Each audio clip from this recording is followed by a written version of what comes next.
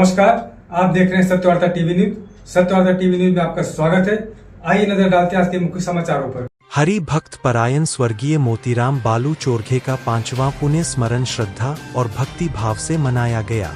हरि भक्त परायण स्वर्गीय मोतीराम बालू चोरघे के 5वें पुण्य स्मरण के अवसर पर चोरघे परिवार द्वारा श्रद्धा पूर्वक विभिन्न धार्मिक कार्यक्रमों का आयोजन किया गया। इस अवसर पर श्राद्ध विधि, प्रतिमा पूजन, होम हवन तथा सामुदायिक हरिपाठ का आयोजन किया गया।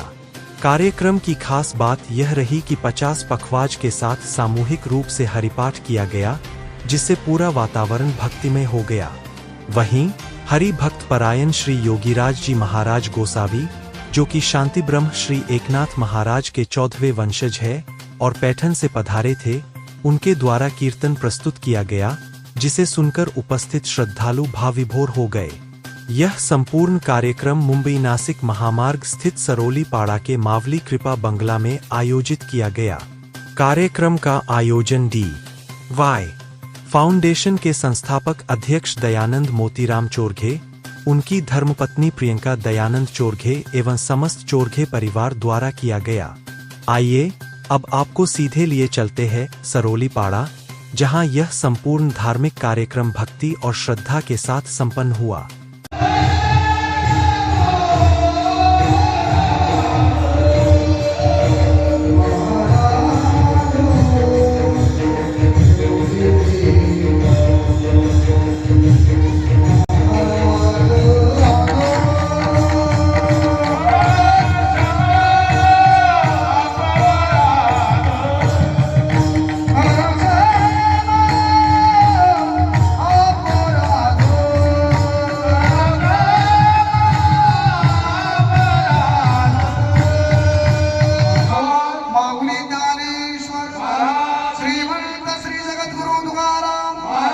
शांति ब्रह्म एकनाथ सियावर रामचंद्र भगवान पवन सूत हनुमान छत्रपति शिवाजी महाराज धर्मवीर संभाजी महाराज।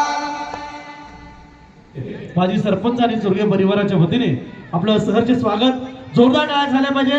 रायगड भूषण आणि डॉक्टर बाबासाहेब आंबेडकर नोबेल पुरस्काराने सन्मानित झालेले हरिभक्त परायण बंटा महाराज घाडगे महाराष्ट्राचे लोकप्रिय पखवाज वादक यांचा सन्मान आजच्या या सोहळ्याच्या निमित्ताने आणि आजच्या या पुण्यस्मरणाच्या निमित्ताने त्यांचा केला जात आहे। त्यांचा आपण सुरुवात करत आहोत। या सोहळ्यामध्ये सहभागी झालेले सर्व वारकरी वैष्णव, आमचे सर्व गायनाचार्य, उर्दुंगाचार्य, आपल्या सगळ्यांचं चोरघे परिवाराच्या वतीने मनपूर्वक, प्रेमपूर्वक, आदरपूर्वक सहर्ष अधिक स्वागत।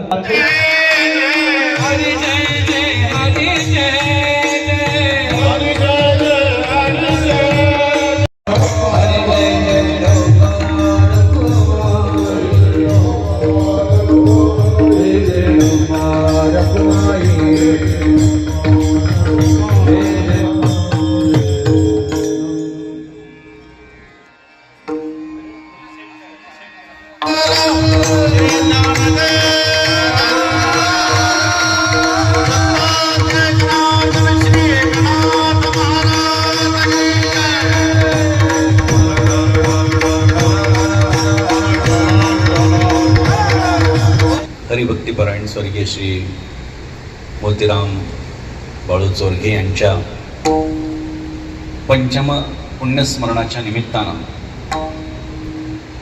त्यांच्या कुटुंबियांच्या वतीनं हा सुंदर आणि देखणा कार्यक्रम आयोजित करण्यात आलेला आहे।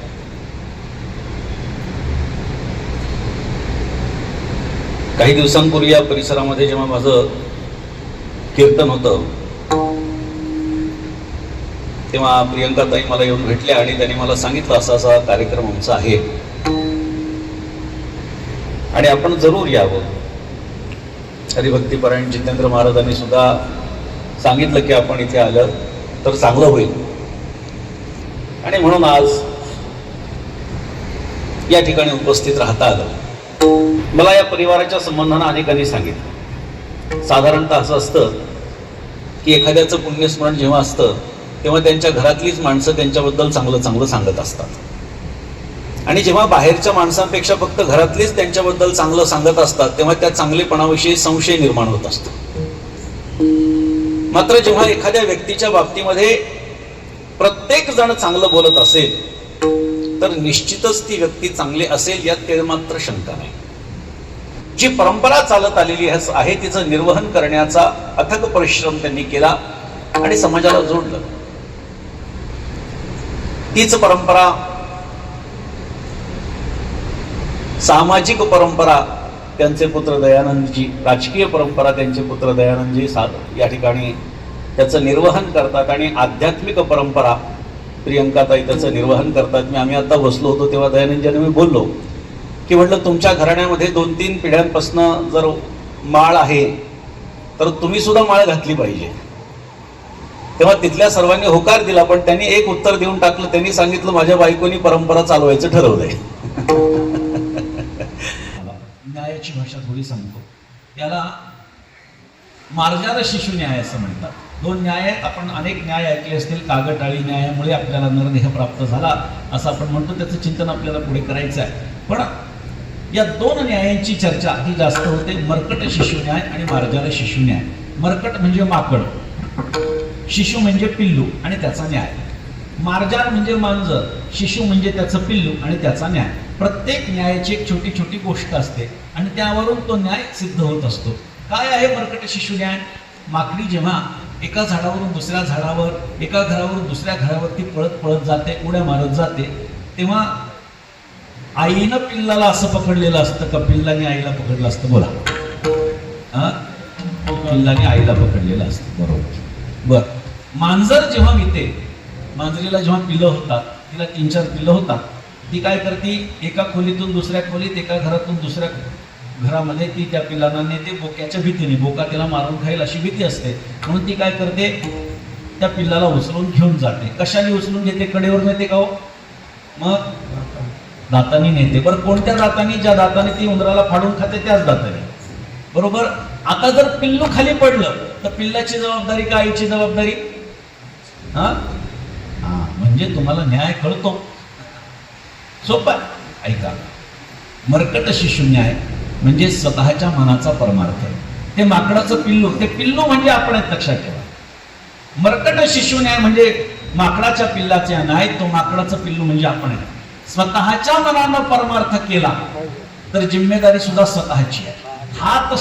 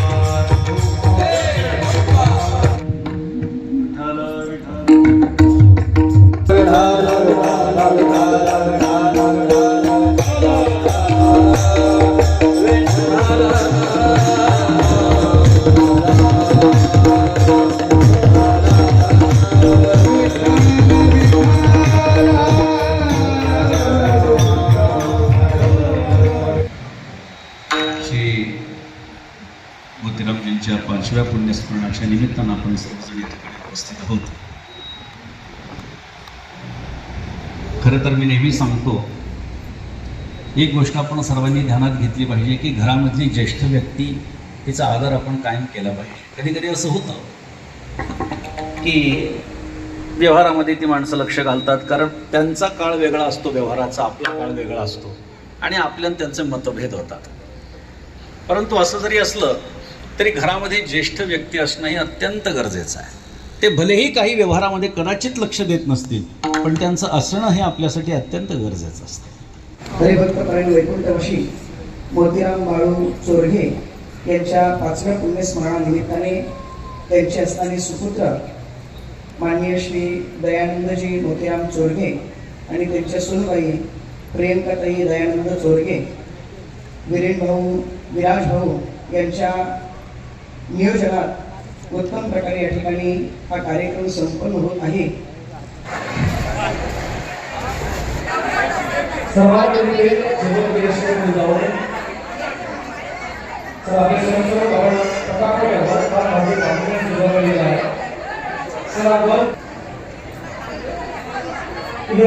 सगळे बसूया. स्वर्गीय परिवाराच्या सदस्यांना सर्वांना विनंती, जीवन क्रियाशोधक कोणी जायचं नाहीये.